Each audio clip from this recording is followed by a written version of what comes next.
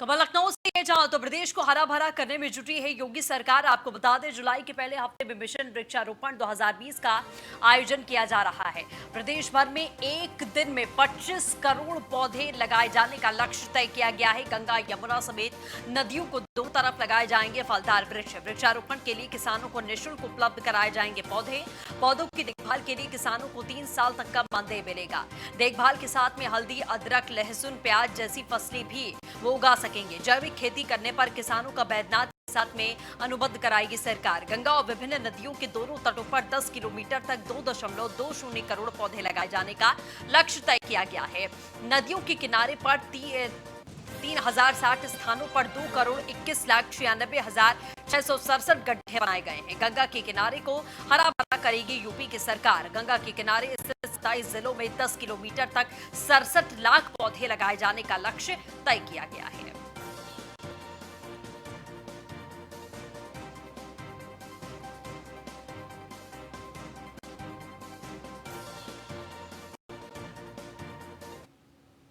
गौतम बुद्ध नगर से बड़ी खबर, जहां कोरोना के 38 मरीजों को डिस्चार्ज किया गया है। शारदा हॉस्पिटल से डिस्चार्ज किए गए 38 मरीज, अब तक इस अस्पताल में 300 मरीज डिस्चार्ज हो चुके हैं।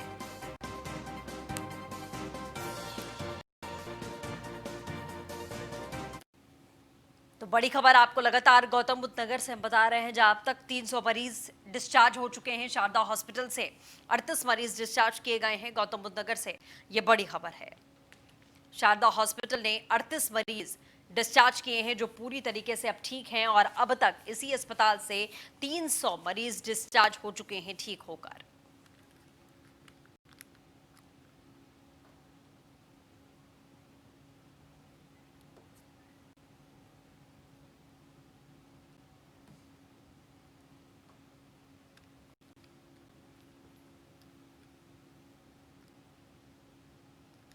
खबर फर्रुखाबाद से है, जहां स्वास्थ्य विभाग की बड़ी लापरवाही आई सामने। आपको बता दें, स्वास्थ्य विभाग ने यूज्ड पीपीई किट को कूड़े में फेंका। शमशान घाट में बने कूड़ा घर में फेंकी गई पीपीई किट। शमशान घाट पर कोरोना पॉजिटिव मरीज की मौत के बाद में अंतिम संस्कार किया गया था। यूज्ड पीपीई किट को नष्ट नहीं किया गया। जी हां, तो जाहिर तौर पर जिस तरीके की लापरवाहियां लगातार यहां सामने आ रही हैं, तमाम ऐसे हॉस्पिटल हैं, सिर्फ फर्रुखाबाद नहीं बल्कि अलग अलग इलाकों से ऐसी तस्वीरें सामने आई हैं, जहां पर बायोकेमिकल जो वेस्ट होता है, जाहिर तौर पर उसके विरुद्ध उसका उल्लंघन करके ये पीपी किट्स फेंकी जा रही हैं। ग्लव्स है, पीपी किट्स है, मास्क है, इन तमाम चीज़ों का इस्तेमाल करके अगर हॉस्पिटल की तरफ से ही इस तरीके की लापरवाही की जाएगी, तो आप समझिए कि आम इंसान इन बातों को किस हद तक समझ पाएगा।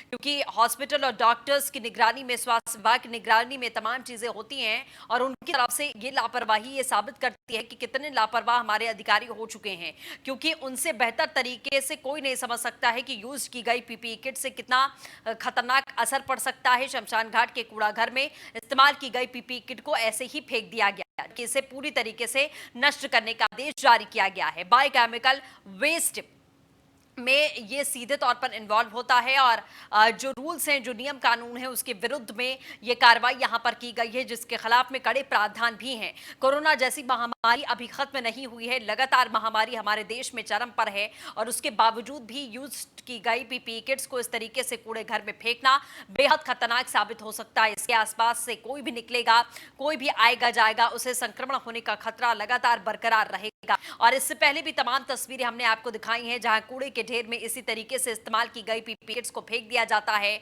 और कूड़ा बिनने के लिए जो लोग यहां पर पहुंचते हैं, मासूम छोटे छोटे बच्चे, यही इस्तेमाल की हुई पीपीई किट्स को पहनकर घूमते हैं सड़कों पर, जो बेहद खतरनाक है।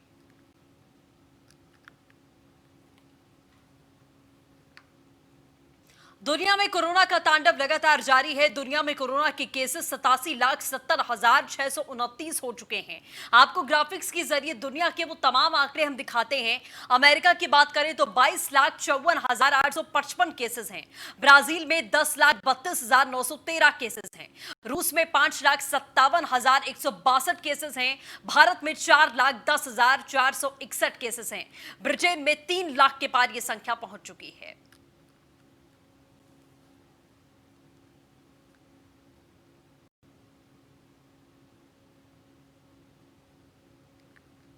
तो वहीं अगर देश की बात करें तो देश में 4 लाख के पार कोरोना के मरीज आज आंकड़ा पहुंच चुका है। कोरोना संक्रमितों की संख्या बढ़कर 4,10,461 हो चुकी है। कुल मिलाकर देश में कोरोना के एक्टिव मरीजों की बात करें तो 1,69,451 मरीज हैं। देश में इलाज से 2 लाख से ज्यादा मरीज ठीक हो चुके हैं और अब तक 2,27,755 मरीज ठीक हुए हैं। कोरोना से अब तक 13,254 लोगों की जान जा चुकी है। तो देश में लगातार कोरोना के मामले बढ़ते जा रहे हैं, इंक्रीज होते जा रहे हैं। आपको जिस तरीके से हम आंकड़े लगातार दिखा रहे हैं, पूरी दुनिया के आंकड़े हमने आपको दिखाए। उसके बाद में हिंदुस्तान की बात करें तो हिंदुस्तान में भी इसी तरीके से इजाफा होता जा रहा है। हालांकि रिकवरी रेट की अगर बात करें तो रिकवरी रेट भी अच्छा है और सीधे तौर पर इलाज भी लोगों का हो रहा है और ठीक होकर लोग अपने घरों को वापस भी जा रहे हैं। लेकिन अभी संकट बिल्कुल भी टला नहीं है, क्योंकि लाखों की संख्या में केसेस में इजाफा होता जा रहा है, जो अभी खतरनाक है। इसीलिए आपसे हम लगातार यही निवेदन कर रहे हैं कि अभी संकट की घड़ी नहीं कटी है, अभी लगातार संकट हमारे ऊपर मंडरा रहा है और केसेस में इसी तरीके से इजाफा होता जा रहा है। 4 लाख के पार कोरोना के मामले सामने आ चुके हैं।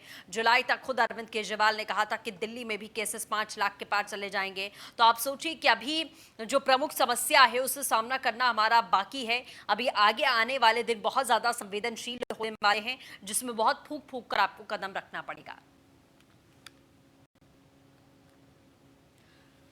तो अब दिल्ली का रुख कर लेते हैं कि दिल्ली में आखिरकार आंकड़े कहां तक पहुंचे हैं। कोरोना का अपडेट क्या है? दिल्ली में कोरोना संक्रमितों की संख्या 56,746 हो चुकी है। आपको बता दें दिल्ली में अब तक 31,294 कोरोना के मरीज ठीक भी हो चुके हैं और कोरोना से अब तक 2,112 लोगों की मौत भी दिल्ली में हो चुकी है।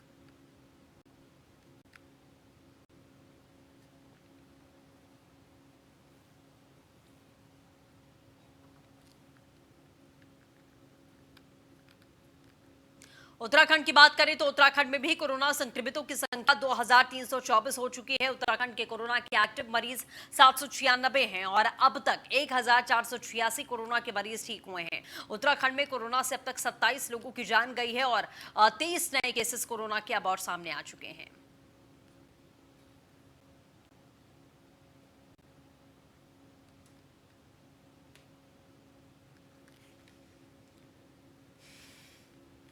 तो उत्तराखंड में भी केसेस में लगातार इजाफा हो रहा है। 2,324 मरीज हो चुके हैं टोटल। उत्तराखंड में कोरोना के 23 नए केसेस और सामने आए हैं।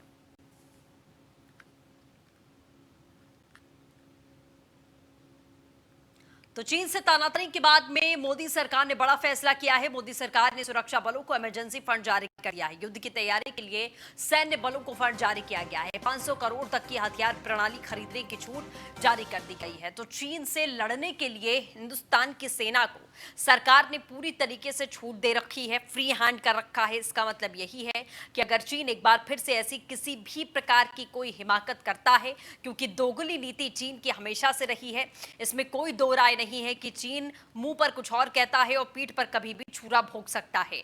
इसीलिए अब से हमारी सेना पूरी तरीके से तैयार है। वायुसेना की बात करें, जल सेना की बात करें या थल सेना की बात करें, तीनों ही जगहों से चीन को घेरने की कोशिश लगातार की जा रही है। फंड भी रिलीज कर दिया गया है। हथियार खरीदने के लिए सेना को तैयार कर दिया गया है, फ्री हैंड दे दिया गया है। सभी की छुट्टियां रद्द कर दी गई हैं। सभी को चौकस रहने के आदेश जारी कर दिए गए हैं कि अब देश में कैसी भी परिस्थिति क्यों ना हो, मुंह तोड़ जवाब देने के लिए हिंदुस्तान और हिंदुस्तानी सेना हमेशा तैयार है। तो इसी से जुड़ी हुई खबर है, जहां रक्षा मंत्री ने सीडीएस और तीनों सेना प्रमुखों के साथ में बैठक की थी।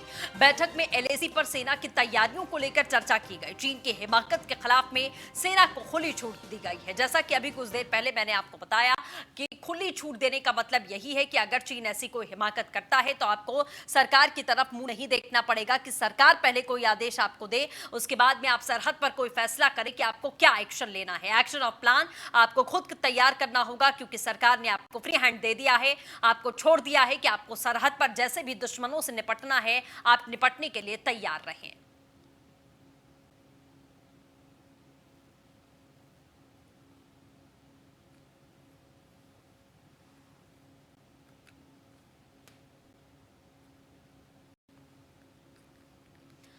साल 2020 का पहला सूर्य ग्रहण समाप्त हो चुका है और आसमान में रिंग ऑफ फायर की तस्वीरें देखी गई हैं। भारत समेत दुनिया भर के देशों में रिंग ऑफ फायर का खूबसूरत नजारा देखा गया आसमान में। हालांकि कई जगहों पर आसमान में बादल छाने की वजह से रिंग ऑफ फायर नहीं देखी गई है। भारत में सूर्य ग्रहण 2:49 पर खत्म हुआ, जबकि संपूर्ण रूप से ग्रहण काल 3:06 पर खत्म हुआ था।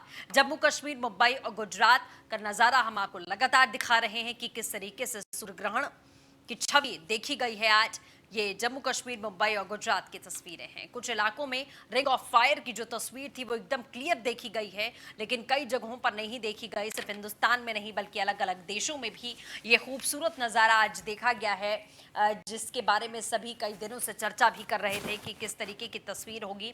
कई हजार साल के बाद इस तरीके का ग्रहण लगा था। हालांकि हिंदुस्तान में 2:49 पर ग्रहण समाप्त हो गया था। रिंग ऑफ फायर की तस्वीर हम आपको लगातार दिखा रहे हैं। गुजरात और देहरादून, माफ कीजिएगा, और श्री गंगानगर में यह तस्वीर देखने को मिली थी। ये दो तस्वीरें हैं, देहरादून और श्री गंगानगर की तस्वीर, जहां रिंग ऑफ फायर आप साफ तौर पर देख पा रहे हैं। कुछ एक ही इलाके ऐसे रहे हैं जहां रिंग ऑफ फायर की क्लियर तस्वीर आपके सामने आई है।